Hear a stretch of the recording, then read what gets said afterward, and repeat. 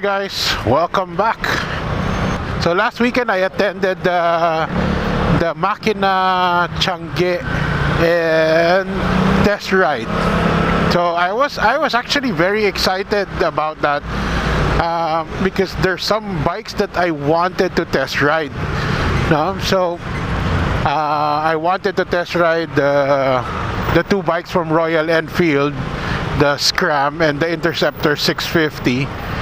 And then I also wanted to test ride the what model was that, the CF Moto Papio, the small one. And I was also very curious on how the Bristol Bobber. No, I'm just very curious how that one is. But to my dismay,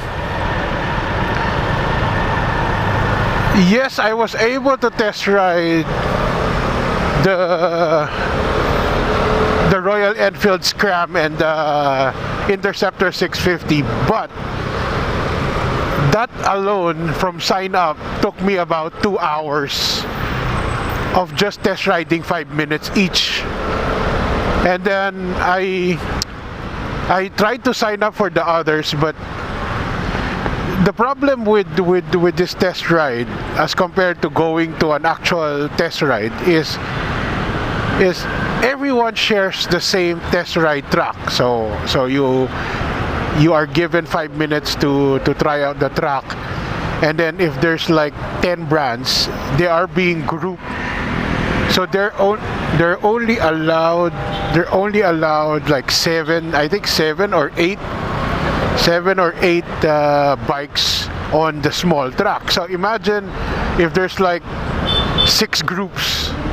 By the time you want to test ride the next round, so just computes 6 or 7 times 5 minutes, and then the transitions is around 7 minutes. So 7 times 7, that's 50 minutes already for you to try out.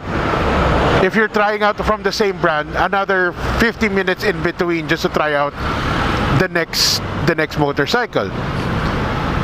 And then when I tried to sign up for like the Bobber, I was like number 12. So imagine if it's 12 times 5 minutes per round. And it's 12 riders, parang 12. And it'll take 50 minutes per round. I will be there the whole afternoon just trying to test ride one motorcycle. So mas okay sana if,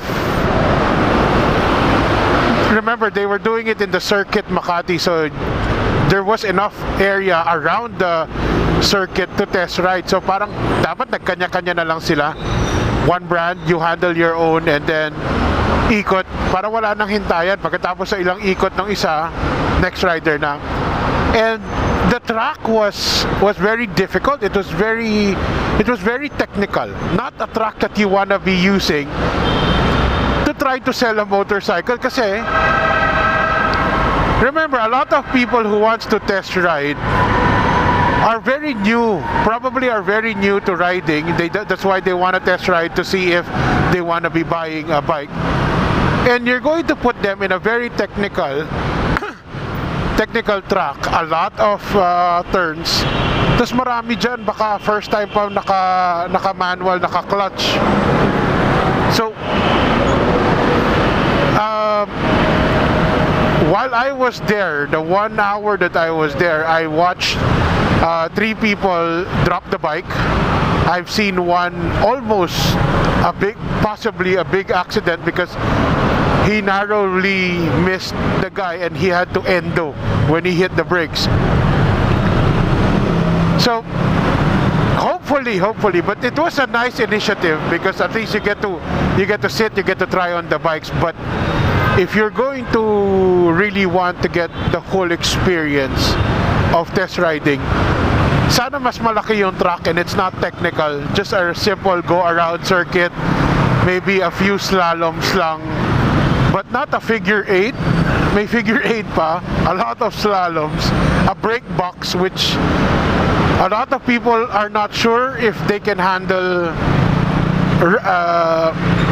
isipin mo, you're trying to do and ask the people to accelerate fast and then hit their brakes hard. Not a lot of people are going to be able to handle that panic. So but the good thing is there was a lot of stores that was displayed there. A lot of good discounts. I've seen people in some stores na mamakyaw na. I guess these are people who will probably resell these helmets or these accessories to their provincial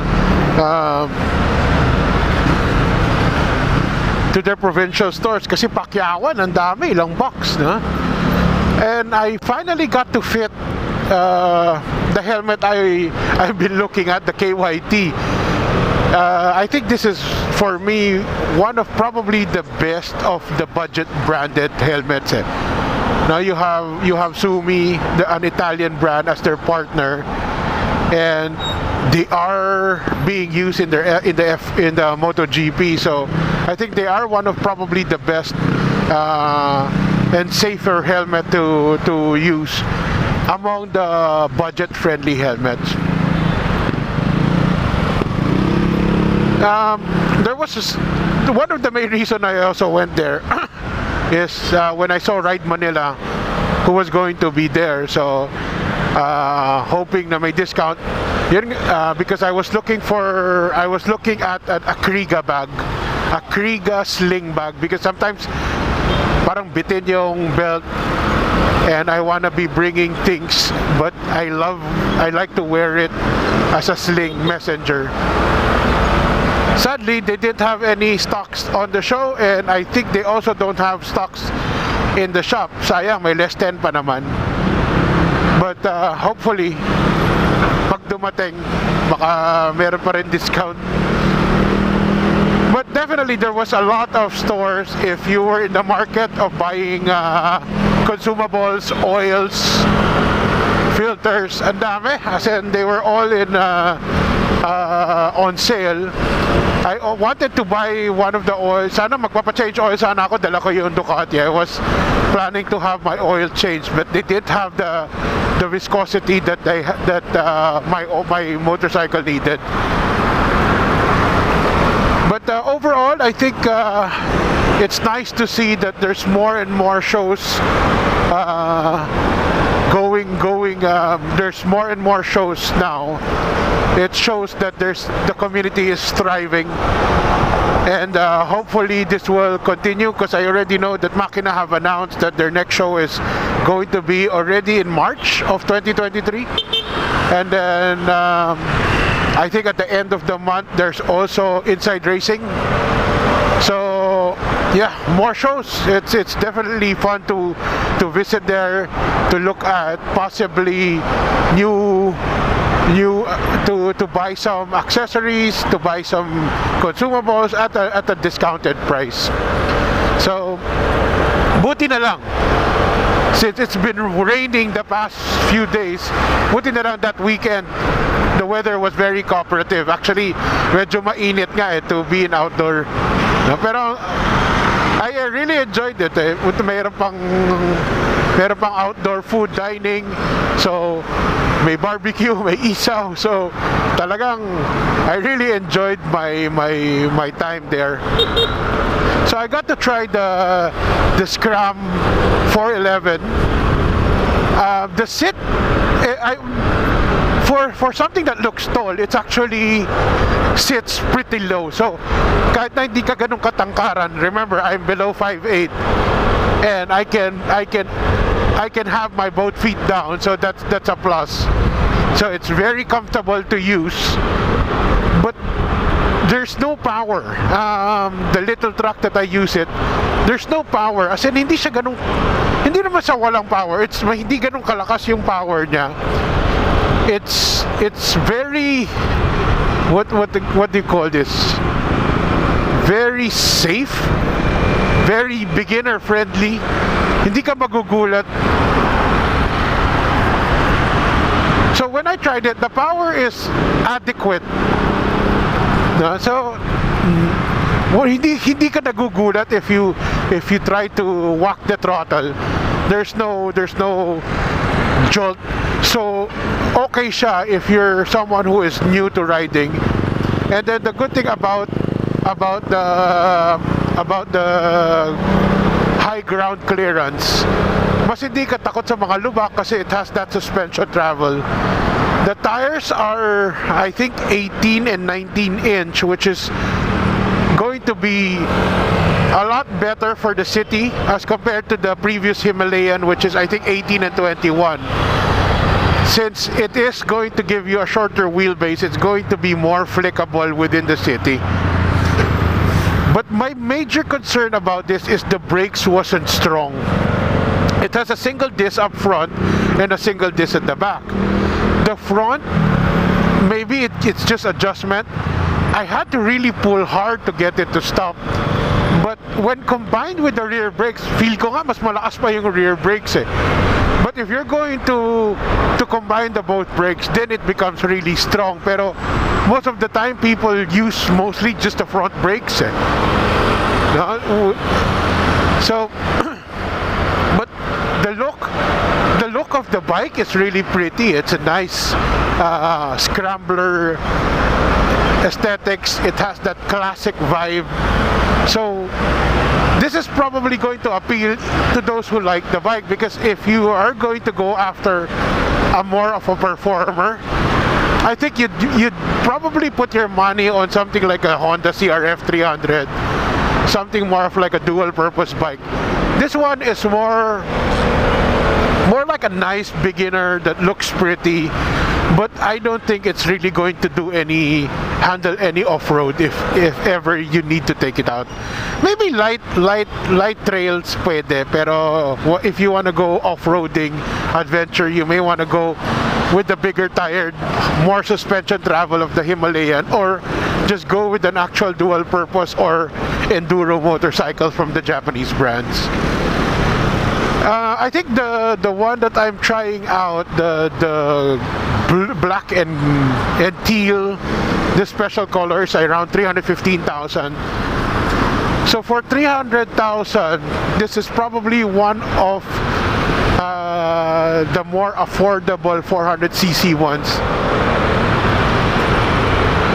So, and then I also got to try the Interceptor 650 because, like I said, I'm a sucker for retro. The Interceptor 650 has the look, has the sound. Ganda. It was actually easier to control. The clutch feel is so much better compared to the Himalayan SCRAM. The brakes, even though it's single only up front, was much powerful. So it was easier, it was lower also. So if anyone is looking, even though this is a 650, this is a good beginner's big bike if you're into this type of motorcycle, because the sound is really good, as in sobrang ganda ng sound niya. And I wonder if it's going to I wonder how much better it's going to sound with an aftermarket exhaust, kasi stock pa lang ganda na ng tunog eh. Power is okay. It's okay. Not on the same level as the Japanese 650, but definitely really good power. So talagang pagbaguhan ka, this is one of those bikes that is probably going to appeal to you. It's quite flickable, as you can see. It's easy to maneuver. So I really like it, and I think it's right below, this Interceptor is right below 400, right in the 400,000 range. So if I was going to get a bike in the 400,000 range, this will probably be what I would get, as compared to maybe the Z650 of Kawasaki. Because I'm not sure if the MT-07 is also within the 400,000 range, but this one is definitely one of those things that you'd buy because it's just really looks pretty. It's classic but has some of the modern amenities like ABS, fuel injection. So definitely, if you have 400,000 to spare and you're looking at your first big bike, this is definitely something na should be in your list.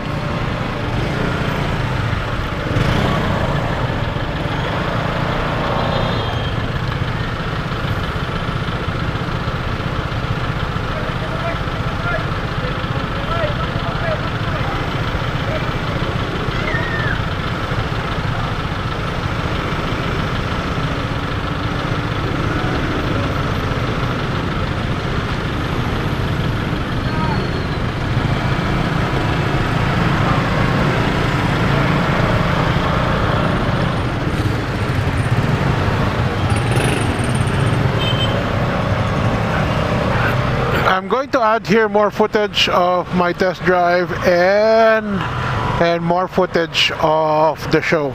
So hope to see you on the next show. Bye.